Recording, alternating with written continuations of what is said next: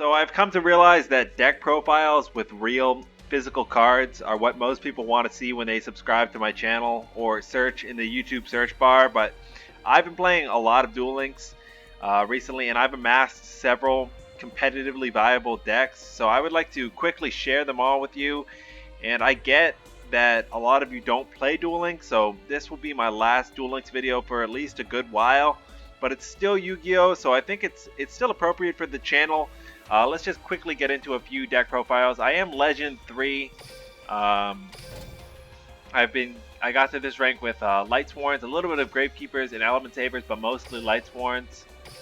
I showed Element Saber last time, but I'm just gonna quickly go through like a bunch of decks and just a few comments on each. So we'll start with Magician Girl. This one, it uses the Invoked engine. It's really just not as good as Element Saber, but it's just using the Magician Girls, and they special summon each other or search each other. But for the most part, the Invoked I mean, the whole extra deck is Invoked, so it's really just a worse version of Element Saber in my opinion with Invoked. We got Super Heavy Samurai, so this is a pretty solid Super Heavy Samurai build, I would say. I like this. The go-tos are 5s and 7s for the synchro, so I include 2 5s, 2 7s. The ones that do piercing, this one I think, yeah, this one does piercing. It's an equipped monster. This one's a special summon. This one's a special summon. This one boost defense. This one allows you to attack twice, and then this one attacks directly, this synchro. So this is just a really strong OTK deck, but if you don't win on your turn and you give your opponent a turn, you could lose. So we got the Gladiator Beast and Dragunity aren't really finished, so I'll just get into, I have this one that is kind of from the structure deck, but Lunalight, this one is actually pretty solid.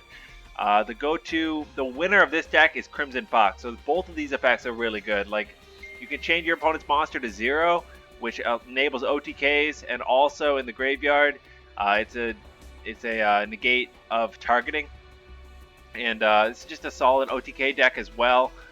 This card, Cat Dancer, you attack twice, and your opponent's monsters will not be destroyed by the battle. It's just a really solid OTK deck as well. We got Invoked Shiranui. I like anything with Invoked. I really like the Invoked cards. Thinking about picking up some Invoked cards in the TCG and the actual cards. But this is, I would say, still a little bit less good than Element Saber. I would prefer Element Saber Invoked over this. But if you open Squire, you're solid. You can perform a Synchro Summon in one turn by special summoning Spectral Sword. Go into this monster. I honestly wish the extra deck was one slot bigger, so I could put in one more copy of this card. Because these two you're only synchro climbing into, and with the Invokes in here, you really need to make a little bit of room at least for these Invoked Purgatrio. But they are all fire, so it's easy to go into Purgatrio. So we got a couple older decks that I keep for nostalgia purposes, but some more good ones. This is let's see. Okay, so a lot of good ones on the Shizu because their skill is the best. I showed Element Saber in my last video. Gravekeepers, will quickly do that. So this is the build how I have it. I play 2 Ultimate Providence. I play 3 Spiritualist, 2 Headman. You can mess around with the Spies.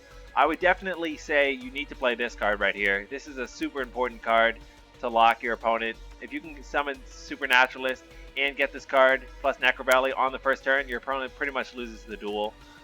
Descendant is your other go-to strategy here. If you can't go into Supernaturalist, you go into Descendant and you just pop your opponent's cards one by one.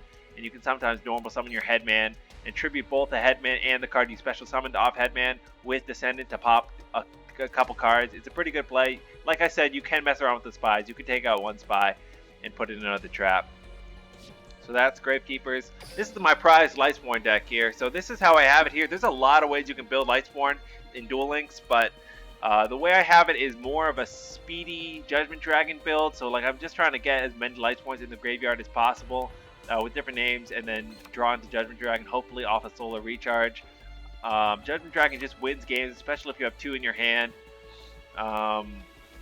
This is kind of an interesting choice. Machine Angel Ritual, just a heads up for any Lightsworn player. Like, you can put this card in your deck. It protects your light monster from battle or card effect destruction when it's in the graveyard. So you can protect some other cards that you pop off a Judgment Dragon. You can protect your Michael with Machine Angel Ritual. The extra deck is pretty solid, I think.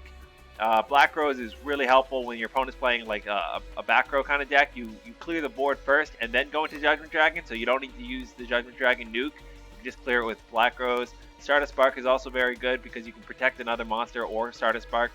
When you do use Judgment Dragon, Michael is obvious. It's just the go-to. It's a great card. You could run 2 Michael, but I run the Samurai Destroyer instead. And I do have a semi-Thunder Dragon deck here. This is what I'm working with. I don't have Levianeer. It's a great card, but I'm using Chaos Sorcerer instead. Messing around with 1 enemy controller, 2 Cosmic Cyclone. This is pretty solid. It kind of lacks firepower, this deck. Like, the Thunder Dragons don't do much on their own. The main point is to either go into Chaos Sorcerer, Duo, or a Synchro. So I run 2 Vermilion Dragon mechs because this is really the boss monster of the deck, which is kind of unfortunate for this deck. Well, I guess Levianeer would be the boss monster, but a little bit lacking this deck, I feel, the way I have it here. Still not too bad. Probably won't compete in Legend, though, unless you get lucky. And I think that's about it for my decks. I have a Necroz deck. Anything else here? Oh, Assault Mode. I'll just show you the Necroz deck. Necroz right here. Level 12, so you can use Kaleidoscope to summon both Catastor and Gungnir at the same time. And also we got Assault Mode. So this is the last deck I'll show. It is pretty like one-dimensional, not very dynamic. I mean, you're pretty much trying to summon either Red Dragon Archfiend or Red Dragon Archfiend Assault Mode and just beat down on your opponent. And then if you have Assault Mode on the field, you can negate with counter. But you honestly don't need 3 teleports. It kind of bricks. You're just special summoning Beast from the graveyard with Psy Reflector and going into this card, and then you use Activate to summon this card when this from the deck. You can take out, you can take out one of these and put in a 3rd Cosmic Cyclone.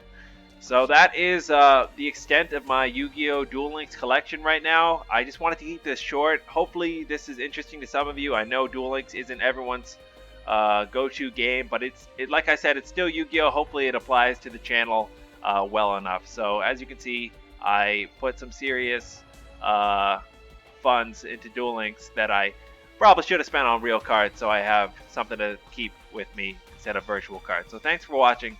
Have a good one.